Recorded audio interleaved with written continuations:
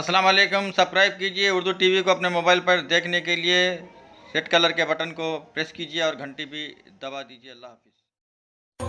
तुम्हें याद मुश्किल में जिसने किया, तुम्हें याद मुश्किल में जिसने किया, उसे तुमने बाजा सहारा दिया, उसे तुमने बाजा सहारा दिया।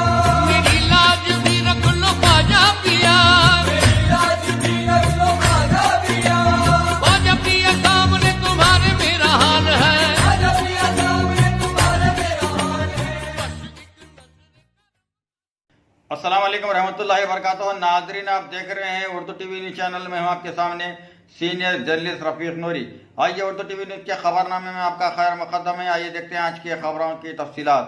हजरता syeda हाबीब उन्निसा रहमतुल्लाहि ताला अलैहा की महाना फातिहा इंशाअल्लाह ताला बतारीख 17 अक्टूबर 2018 बरोज़ चहारशंबा बवक्त बाद नमाज शाम बारगाह नायब रसूल रहमताबाद शरीफ में बसत एहतराम रिवायती जोश व खरोश के साथ मनाई जाएगी, जिसकी सरपरस्ती व निगरानी हजरत शाह गुलाम नक्शबंद हफीज़ फचा साहब सज्जद नशीन बारगाह नायब रसूल रहमताबाद शरीफ फरमाएंगे।